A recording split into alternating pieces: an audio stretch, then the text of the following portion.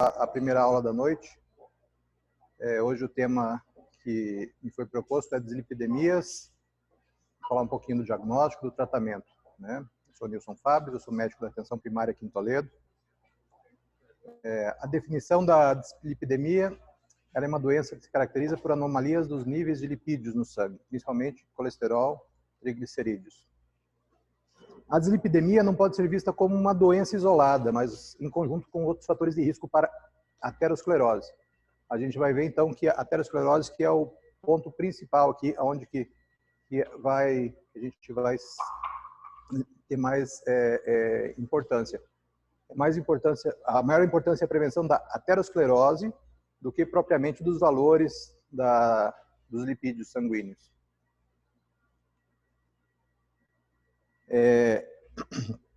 Já existem evidências epidemiológicas bem estudadas que mostram que os níveis baixos de HDL eles estão relacionados com maior risco de morte e mortalidade por doença arterial coronariana. Já níveis elevados do HDL, eles se associam com menor risco de doença arterial coronariana. Apesar de existirem algumas evidências menos expressivas, mas existem evidências que mostram que a elevação dos triglicerídeos também se associa com o aumento do risco de doença coronariana. Doença arterial coronariana. Os níveis de LDL apresentam uma correlação direta com o risco de ocorrência de eventos cardiovasculares.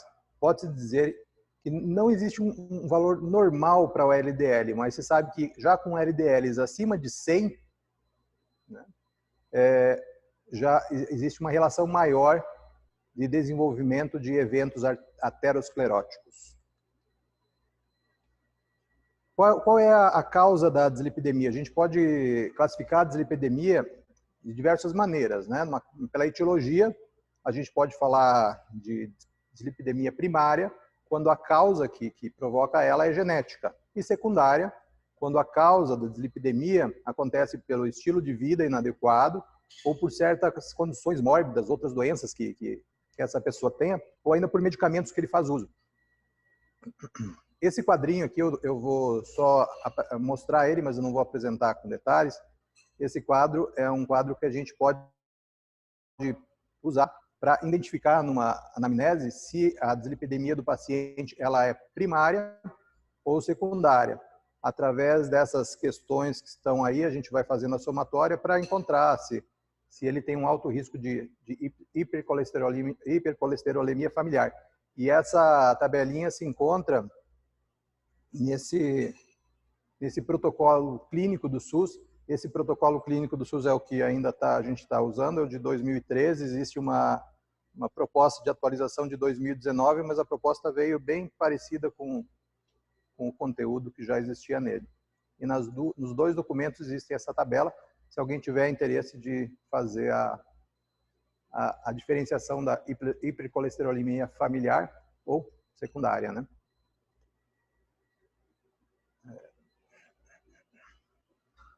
Aqui, esse quadro foi tirado da Diretriz Brasileira de Dislipidemias, da Sociedade Brasileira de Cardiologia. Esse quadro, eu coloquei ele porque ele tem algumas coisas interessantes, né? Sobre as dislipidemias secundárias. A gente vai ver como as diferentes doenças afetam tanto o colesterol, né, total, como o HDL e os triglicérides. A gente vê que na primeira linha, a insuficiência renal crônica, ela vai estar relacionada com aumento do colesterol total e aumento de triglicérides, mas não interfere no HDL. Já um hepatopata, uma hepatopatia crônica, afeta muito mais o colesterol total, né? E afeta também um pouquinho o triglicérides. No Cushing, a gente vai ver um aumento do colesterol, um aumento leve de colesterol e um aumento mais acentuado nos triglicérides. No hipotiroidismo, a gente vai ver aumento tanto do colesterol total como dos triglicérides, mas com mais intensidade no colesterol total. E aí segue a lista, né? Lá embaixo a gente vai ver o etilismo, que em algum momento a gente vai falar sobre o álcool, né? Vocês vão ver que o etilismo ele não tem influência sobre o colesterol.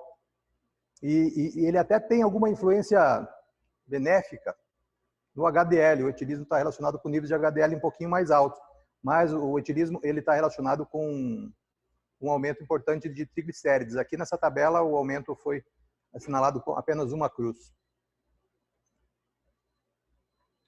E também existem, então, as dislipidemias secundárias a medicamentos. E aqui também essa tabela é para fazer uma relação a respeito dos medicamentos, para a gente entender que relação tem o medicamento que o paciente usa com o nível de colesterol e triglicérides dele, né? A gente vai ver que os diuréticos estão relacionados com o aumento dos triglicérides, os betas-bloqueadores também estão relacionados com o aumento dos triglicérides e diminuição do HDL. Os corticoides, eles estão relacionados com o aumento tanto do colesterol como dos triglicérides. Aqui a gente vai ver um medicamento que aumenta muito os triglicérides, são esses inibidores da protease. Os inibidores da protease, eles são medicamentos antivirais, eles são usados principalmente aqui no Brasil no tratamento do HIV. Então, talvez é comum a gente encontrar pacientes fazendo tratamento de HIV com os triglicérides altos e o motivo pode ser esse, né? E alguns outros medicamentos aqui nessa lista, só para ilustrar. Em quem a gente pode fazer a dosagem sérica do lipidograma? Segundo a diretriz brasileira de dislipidemia da Associação Brasileira de Cardiologia, eles colocaram essa relação que a gente, abaixo dos 2 anos não precisa fazer, dos 2 aos 10 anos de idade, a gente vai fazer em situações de risco, de acordo com a história familiar, ou se a gente encontrar algum sinal no exame físico que possa trazer uma suspeita de que os níveis de lipídios da criança está alterado, como chantelasma. E em maiores de 10 anos a gente já pode investigar. Os sinais clínicos, na verdade, as dislipidemias não têm uma clínica muito presente, né? Os sintomas são muito poucos ou até nenhum. Mas se a gente encontrar esses sintomas, principalmente os xantomas e o arco córneo, em pessoas jovens, já é uma suspeita a mais que essa pessoa tem alguma alteração, mesmo sem o exame. Esses depósitos de gordura em pacientes jovens já até aumenta a suspeita de que seja uma causa primária a dislipidemia deles. Os chantelasmas, eles têm alguma correlação, mas é menor. Tem muitas pessoas que têm o chantelasma, mas não necessariamente vão apresentar os níveis elevados de lipídios no sangue. Diagnóstico laboratorial.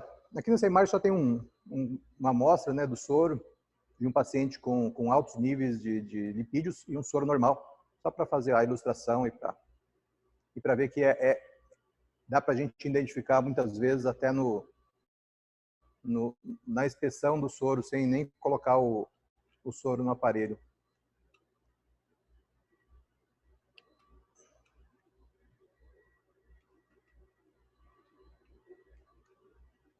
Pode passar.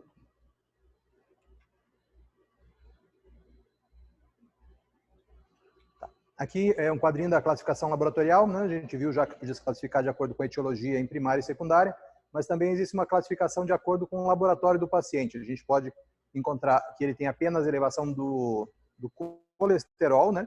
Então é uma hipercolesterolemia isolada, né? E a gente também tem casos que a gente vai apresentar apenas o aumento dos triglicérides, aí uma hipertrigliceridemia isolada ou pura. E a gente pode encontrar a mista, que existe tanto aumento do colesterol como dos triglicérides. E em alguns casos, a única alteração presente vai ser o HDL baixo. Aqui nessa tabelinha existe essa forma de Friedewald, que é aquela forma pela qual a gente pode calcular o LDL, né? Normalmente o exame vem constando o colesterol total e o HDL. A gente subtrai o HDL do colesterol total e também subtrai o valor de triglicerídeos dividido por 5. E assim a gente pode calcular o valor de HDL. Essa forma é válida para quando os triglicerídeos estão em valores inferiores a 400. Aqui é só umas curiosidades que são interessantes da gente saber sobre a coleta do exame. E o colesterol e o triglicerídeo, ele tem uma variação biológica de 10% para o colesterol e 25% para o triglicerídeo. O que isso quer dizer? o mesmo paciente com os mesmos hábitos de vida, sem mudar nada, apenas em coletas em dias diferentes, ele pode apresentar uma variação de 10% para o colesterol e 25% para os triglicerídeos. Isso aqui é interessante se ele tem um valor muito próximo a um valor que vai exigir uma determinada conduta, e é por isso que a gente pode ir repetindo o exame para entender melhor se esse valor que o exame apresentou representa o colesterol dele, foi uma variação biológica. Também outras alterações que dão na hora de coletar o exame, por exemplo, se a técnica, né, que coletou o exame deixou o torniquete muito tempo no braço do paciente, isso vai fazer uma hemoconcentração e vai dar valores alterados. Uma coisa que a gente não vai estar presente para ver, mas se o paciente comentar que teve uma punção difícil, que funcionaram várias vezes, que deixaram o torniquete muito tempo, talvez esse exame venha com algum viés. Uma coisa também que há alguns anos já mudou é que esse exame pode ser coletado com ou sem jejum. Normalmente os nossos pacientes coletam sempre em jejum, porque acaba entrando alguma glicemia de jejum e todos os exames são coletados em jejum, mas ele pode ser coletado mesmo sem jejum, só vai ter alguma diferencinha para os níveis de triglicérides que a gente considera com ou sem jejum. E a gente tem que orientar o paciente a manter a dieta habitual, para que ele não faça aquela dieta pré-exame, né? Para que ele não comece a se cuidar nos dias prévios da consulta ou do exame, que isso não vai ser o valor habitual dos níveis de lipídios no sangue dele. E, se possível, evitar a ingestão de álcool 72 horas antes da coleta, né? Os critérios para tratamento, para o uso de estatinas, de acordo com a diretriz que a gente está usando pelo SUS, pelo Ministério da Saúde, né? Existem várias diretrizes, vários consensos, né? Essa é a do Ministério da Saúde, que se aplica talvez mais a gente que faz saúde pública, pelo menos a nível da estratégia de saúde e atenção primária da saúde. A gente vai ver que os principais critérios para usar uma estatina não é tanto relacionado ao valor, apenas ao valor do colesterol e do triglicerídeo, mas muito mais com outros fatores de risco. Como a gente tinha comentado lá em cima, o colesterol e o triglicerídeos, na verdade, eles são considerados fatores de risco para a doença arteriosclerótica, e eles devem ser considerados num contexto maior, englobando outros fatores de risco. Por isso, lá em pacientes com diabetes, homens com idade superior a 45 anos, ou mulheres com idade superior a 50 anos, que tenham pelo menos um fator de risco, né, maior, já é indicado o uso de estatinas, né? Se ele tiver tabagismo, hipertensão arterial, ou algum parente de primeiro grau com doença arterial coronariana precoce, antes dos 55 anos para homens e 65 para mulheres, já pode ser indicado o uso de estatinas para esse paciente. Também, pacientes que têm um moderado ou alto risco cardiovascular definido por algum score, como o score de Framingham, ou que tenham um risco superior a eventos a 10% em 10 anos. Se esse paciente tem uma evidência clínica de doença arteriosclerótica, como um infarto, se ele já sofreu uma revascularização, se ele tem exames que demonstram uma isquemia miocárdica, a gente já pode começar a estatina nele também. Nesses casos, está indicado, mesmo com valores normais de colesterol. E os fibratos? Quando a gente pode usar fibratos, aqui a gente está falando os critérios para tratamento com fibratos em pacientes com hipercolesterolemia. A gente vai usar eles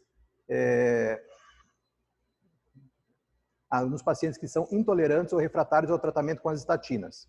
Se o paciente não apresentou resultado com as estatinas, a gente pode iniciar o triglicerídeo, iniciar os fibratos, ou também se ele teve alguma intolerância à estatina.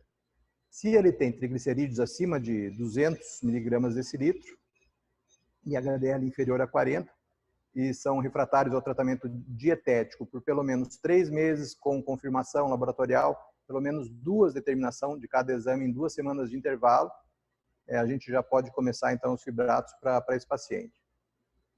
Também os pacientes que têm a intolerância às estatinas e têm um triglicerídeos acima de 500. Nesses pacientes com triglicerídeos acima de 500, o medicamento indicado já são os fibratos, principalmente objetivando a prevenção da pancreatite, né? Porque os fibratos, eles acabam fazendo essa prevenção das pancreatites. Em torno de 3% das pancreatites que ocorrem, elas são ocasionadas por valores elevados de triglicerídeos. Nesse protocolo a gente inclui o fenofibrato, ciprofibrato, etofibrato e bezafibrato. Pacientes com ou sem indicação do uso de estatinas e triglicerídeos acima de 500, objetivando então a prevenção da pancreatite de novo. Critérios para tratamento com ácido nicotínico. O ácido nicotínico é incluído no protocolo somente em pacientes com indicação de uso de estatinas, porém intolerantes ou com contraindicação a essas, que não preenche o critério para uso de fibratos. Critérios de exclusão, quando a gente tira o paciente que não, aqueles critérios que estavam lá em cima para o uso de estatinas são inválidos.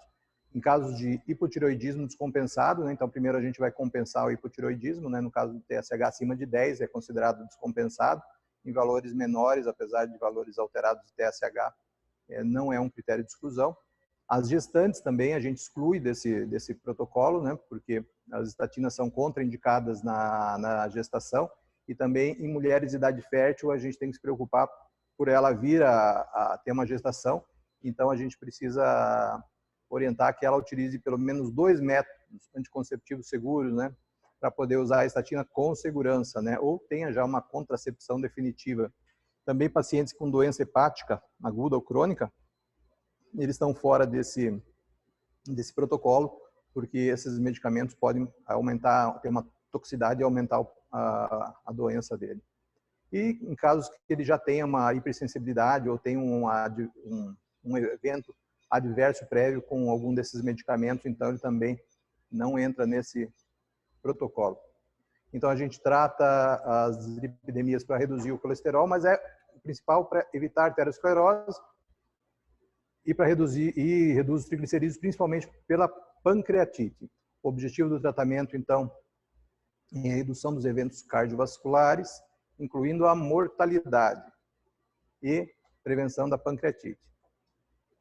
Tradicionalmente, na época até que eu fiz a faculdade, a gente buscava sempre atingir níveis de HDL abaixo de 100 ou triglicerídeos abaixo de 150, mas agora, recentemente, o tratamento ele objetiva mais do que alcançar esses níveis, a redução do risco cardiovascular e da pancreatite.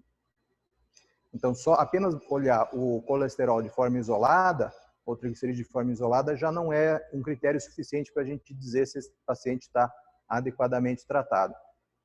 Nesse portal da Sociedade Brasileira de Cardiologia, a gente encontra uma calculadora para fazer a estratificação de risco, para facilitar. Ela é bem simples, bem direta, bem rapidinha, e ela dá até já algumas indicações de tratamento, de acordo com os dados que você colocar lá. Essa tabelinha aqui, eu peguei, essa tabela não faz parte das diretrizes do SUS. Existem, como eu falei, várias diretrizes, consensos aí espalhados pelo mundo. Essa tabela é um compilado, mais ou menos, da última diretriz da Sociedade Europeia de Cardiologia, que é de 2019,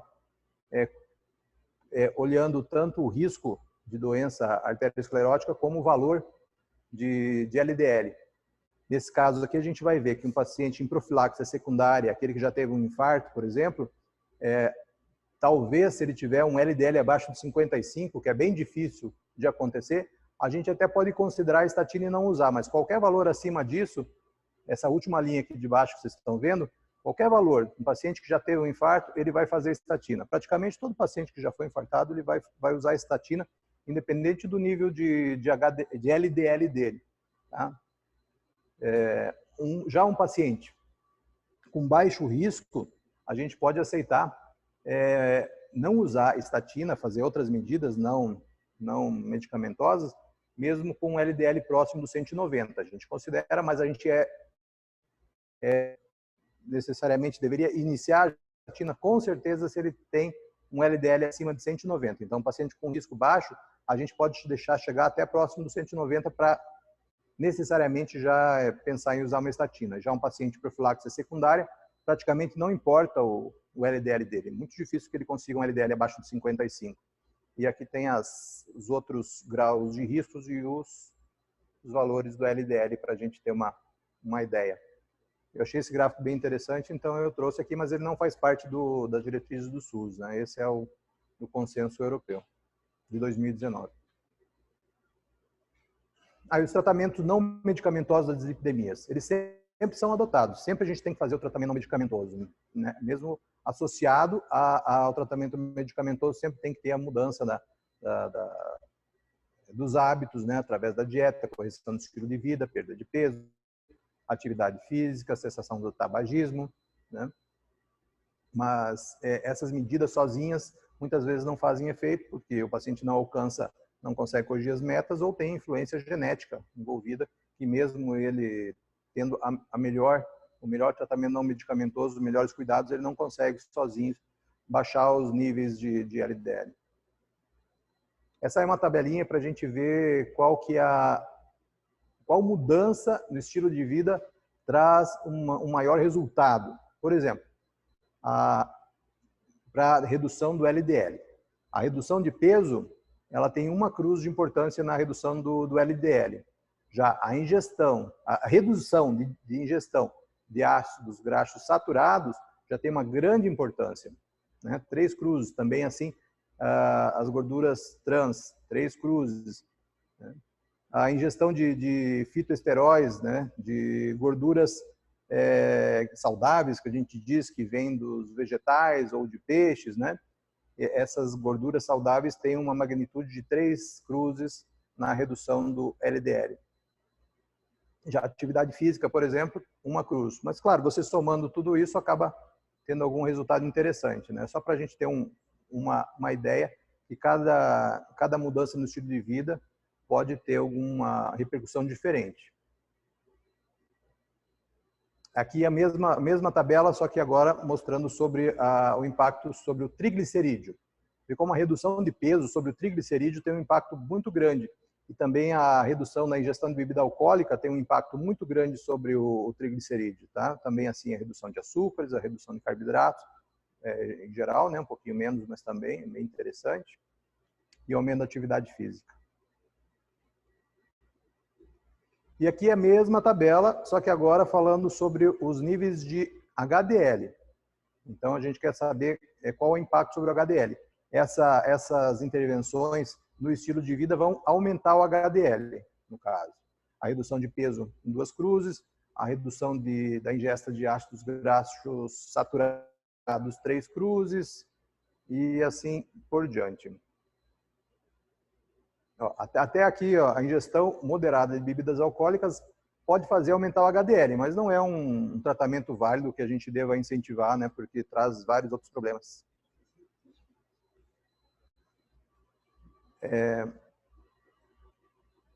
Tá? E agora eu vou só comentar um pouquinho sobre cada classe de medicamento para terminar.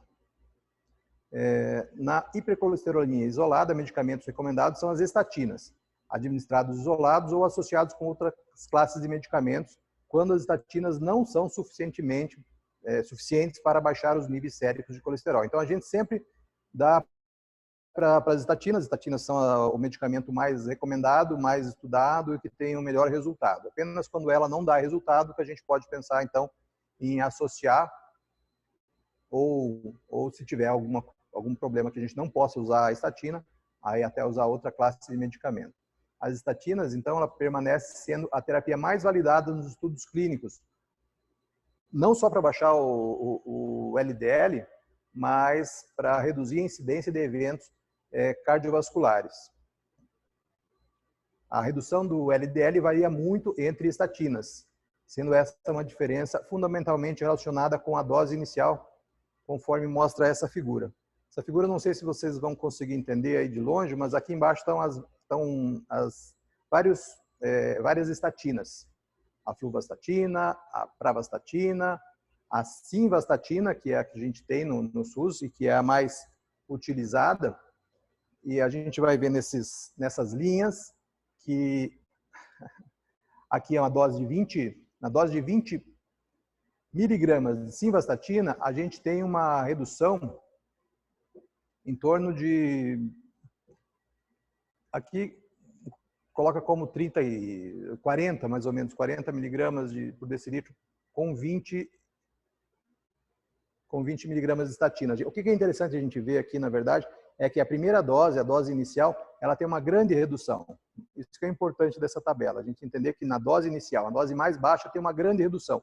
Cada dobro de dose que a gente agrega, o 40, 80 de simvastatina, a gente vai ter um acréscimo talvez aí de uns 6% a mais de efetividade da simvastatina. Então, não é o dobro da efetividade se a gente passar de 20 para 40, de 40 para 80. A gente vai ter sempre um pequeno acréscimo.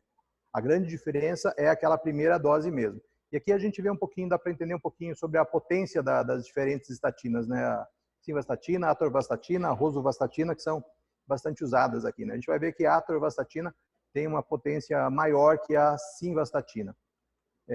Esse outro quadro aqui, também está um pouquinho apagado, mas esse quadro eu quis trazer, porque ele tem um dado bem interessante. A gente vai ver que a meia-vida da simvastatina é muito curta, de 1 a 2 horas.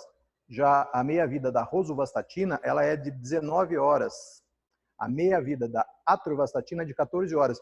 Esse é um dos motivos que a gente usa as estatinas à noite, porque o metabolismo, a produção de colesterol, lá, de lipídios lá pelo fígado, o pico dela se dá à noite, né? Se dá lá na madrugada. Então, a gente usando a simvastatina à noite, a gente vai estar atuando no principal momento que a gente tem que atuar. Agora, outras estatinas, como a atorvastatina e a rosuvastatina, a gente poderia usar até em outros momentos, não necessariamente à noite. Mas a simvastatina, se a gente não usar à noite, a gente perde essa oportunidade. Outra coisa interessante, aí eu não sei a influência que tem, mas a gente sabe que as estatinas tem um dos efeitos colaterais dela é da dor de cabeça. Tem alguns pacientes que queixam que existe no medicamento para dor de cabeça, né?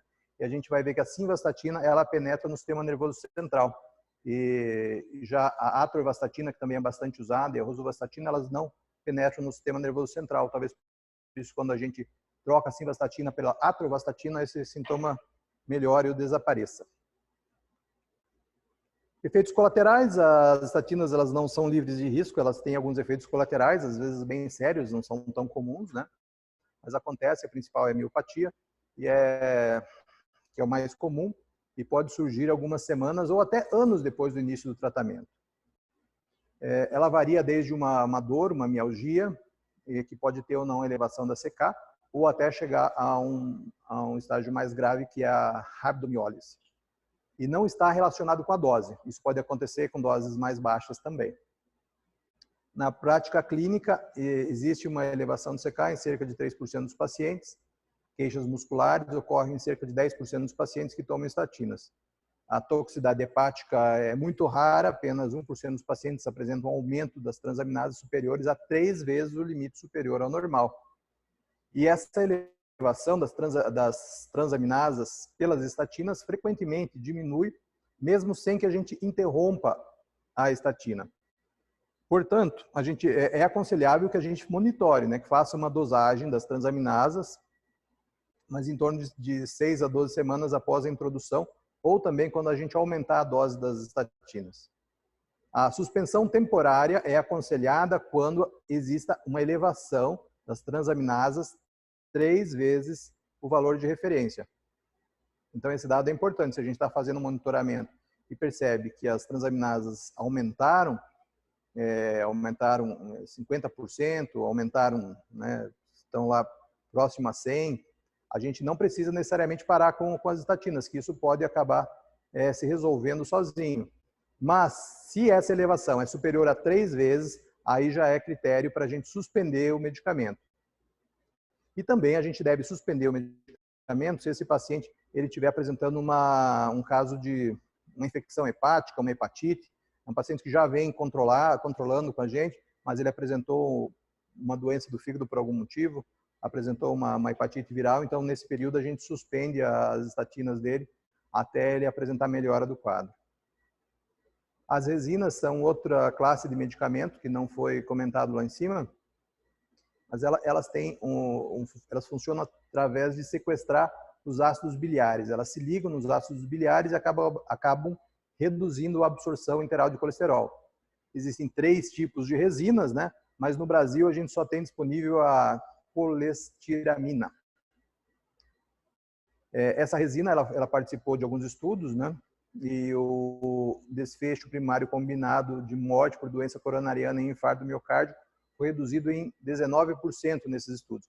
Como eu estava comentando, é importante observar no estudo não apenas a redução dos valores de lipídios no sangue, mas esses desfechos coronarianos, infartos e morte. Esse que é o que mais importa para a gente, né? O resultado que a gente vai ter melhorando a qualidade de vida e o tempo de vida do paciente, não apenas se focar no resultado do valor do LDL. Em adição às estatinas, não existe nenhum estudo que tenha comprovado um benefício da gente acrescentar as resinas a um tratamento que já está usando estatina. Assim, a adição de colestiramina ao tratamento com estatinas é recomendado quando a meta de LDL, colesterol, não é obtida, apesar do uso de estatinas potentes em doses efetivas, e também daria para colocar aqui, e em outras associações que já são comprovadas, né? Essa é uma associação que não teve um benefício adicional.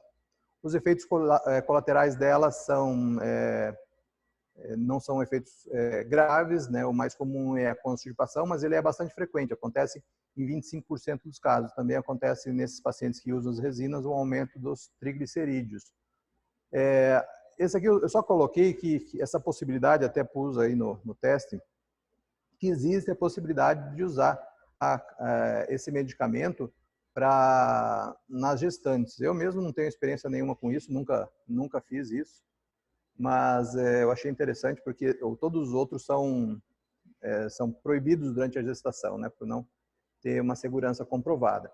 Já esse medicamento, como ele não é muito absorvido, ele fica mais na luz do intestino, então ele pode ser usado com uma certa segurança, mas a gente tem que ver qual é o benefício que a paciente vai ter em usar esse medicamento, não usar apenas porque ela está com alguma elevação. Então, a gente sabe que na gravidez já ocorre um aumento dos níveis plasmáticos de lipídios de 25% a 50%, de triglicerídeos também, até mais que isso, e principalmente em quem tem hipercolesterolemia familiar. Então, o uso das resinas é possível quando há uma necessidade clara de manter um tratamento medicamentoso com provável benefício. E por isso, a colestiramina pode ser utilizada, tá? Justamente porque ela não é absorvida. Durante a gravidez e lactação, as opções terapêuticas da hipercolesterolemia familiar são bastante limitadas, já que as estatinas, a ezetimiba, o ácido nicotínico não devem ser prescritos. Rapidinho sobre a ezetimiba, ela é um medicamento que inibe a absorção do colesterol no intestino delgado e leva à diminuição dos níveis de colesterol hepático, com consequente redução do nível plasmático de LDL. Em comparação com o placebo, a ezetimiba associada à estatina reduziu eventos cardiovasculares. Então aqui a gente vê uma associação que teve alguma vantagem, né? E ela é recomendada quando a meta de LDL não é atingida com os tratamentos com estatinas. Em pequenos estudos, o tratamento reduziu também a esteatose hepática não alcoólica. No entanto, o benefício clínico desse efeito ainda requer de ser mais investigado. Os efeitos colaterais são raros e, sobretudo, também efeito no trânsito intestinal. A niacina, né, o ácido nicotínico, ele atua no tecido adiposo periférico. É uma atuação diferente. Ele inibe as lipases e, desse jeito, ele diminui a liberação de ácidos graxos livres. A adição da niacina ao tratamento eficaz com estatinas, com ou sem a ezetimiba, para a meta de um LDL menor a 70, não adicionou nenhum benefício. Em ambos os estudos que foram realizados, a taxa de interrupção do tratamento por efeitos colaterais foi de cerca de 25%. Ainda assim, não há evidência de benefício com este fármaco em indivíduos com LDL colesterol controlado. Rapidinho dos fibratos. As ações dos fibratos no metabolismo lipídico decorrem da sua capacidade de imitar a estrutura e função biológica dos ácidos graxos livres. Em geral, As ações no perfil lipídico decorrem de um conjunto de mecanismos, mas variam de uma intensidade entre os fibratos, conforme mostra a tabela a seguir. A tabela sumiu. Aqui tinha uma tabelinha que comparava os efeitos a potência dos diferentes fibratos, mas quando a gente trouxe para o computador, eu acho que acabou desaparecendo. Acabou desconfigurando um pouquinho as diapositivas. Então, a associação da estatina aos fibratos, um único estudo que testou essa adição em diabético tipo 2, encontrou que existe uma redução dos eventos. Essa é uma coisa interessante, que a adição dos fibratos à estatina em pacientes diabéticos pode ter uma redução de eventos microvasculares, como amputação, retinopatia e nefropatia. Então, seria um benefício possível do tratamento combinado da estatina com o fibrato.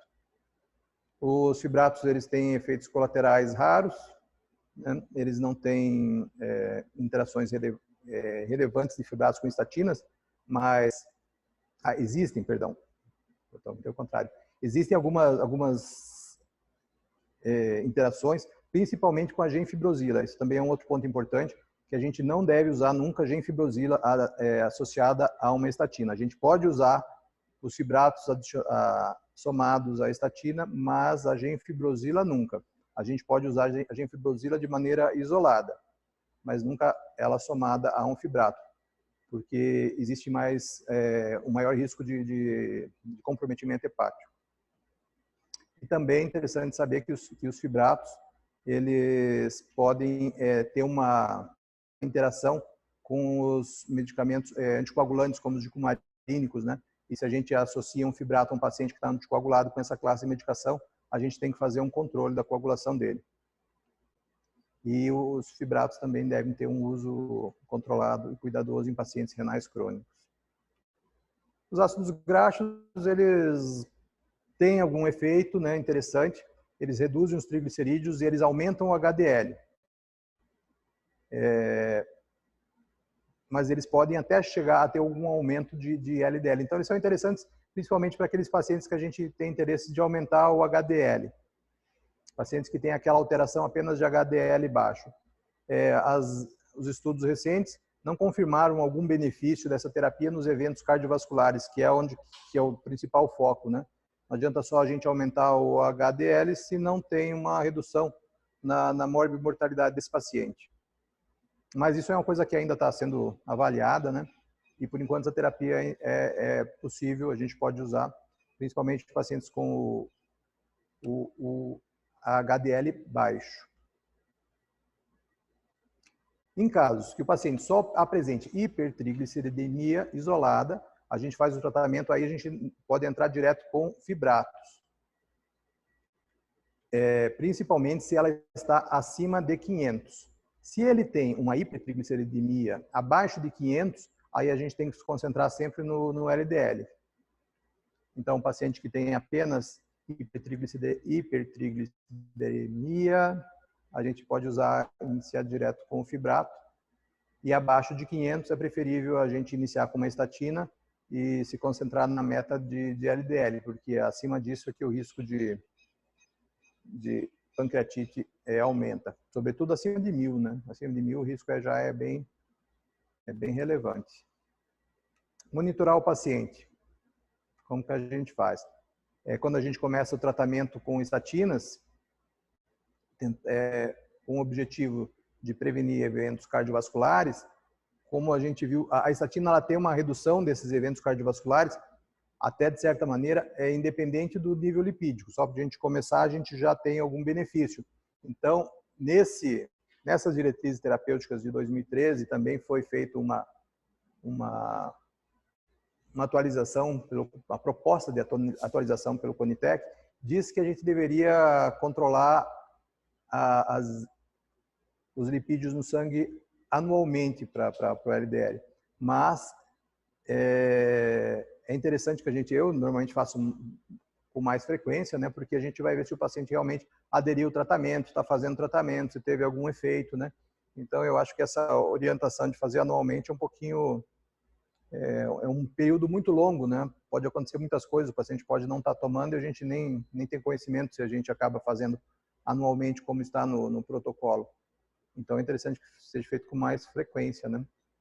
Já em pacientes com o objetivo é a prevenção da pancreatite, e o protocolo indica que ela é realizada semestralmente. Então, para a prevenção de pancreatite, um triglicerídeo semestral, e para tratamento com estatinas visando abaixar o LDL, ela é anual pelo protocolo. Mas eu acredito que é interessante a gente fazer com mais frequência para saber a adesão do paciente ao tratamento. Para usuários de estatinas e fibratos, existe também as provas de função hepática.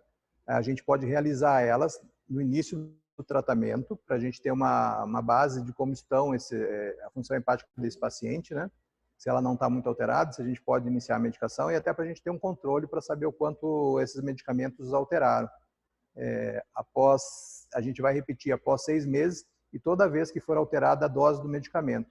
Então, pelo protocolo, eles frisam bastante isso. Até quando a gente faz o protocolo de medicação, para pegar a medicação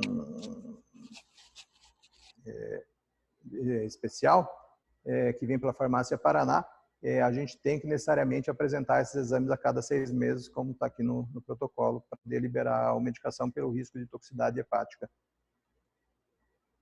Existe uma nova classe de medicamentos, agora já bem no final, que são os inibidores da proproteína convertase. Esses medicamentos a gente não usa normalmente no SUS, e o Conitec fez o relatório deles em janeiro de 2019, considerando que esses medicamentos eles parecem ter algum benefício relevante, mas o estudo que indicou esse benefício ainda no momento que eles fizeram, ele era apenas um estudo e tinha um viés, porque ele foi realizado sob patrocínio do fabricante do medicamento. Então, eles dizem que a segurança a médio e longo prazo ainda não está bem estabelecida e eles não indicam para o uso saúde pública, até porque são medicamentos mais caros, né?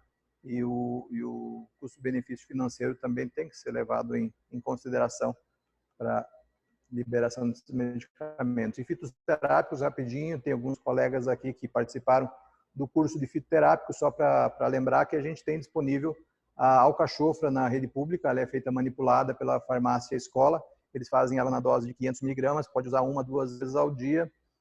Eu usei alguns pacientes alcachofra e teve um bom resultado na redução dos níveis de LDL e triglicerídeos também. Mas o problema aqui da gente usar alcachofra é que a gente não tem uma segurança do efeito dela sobre os eventos cardiovasculares e a mortalidade dos pacientes. Como a gente viu, né? A gente sabe que a estatina tem esse resultado. E a alcachofra, por mais que a gente perceba uma redução nesses valores, a gente precisaria ter um estudo tentando entender qual é o impacto dos eventos cardiovasculares e da mortalidade desses pacientes, né? Não basta só ter o valor reduzido dos lipídios do sangue, para a gente ter uma segurança e saber que esse medicamento é eficaz. Mas ele existe, está aí, e os estudos mostram isso, que ele realmente ele tem uma efetividade para baixar esses valores. Opa. Aí já é o pós-teste. Então era isso. Obrigado.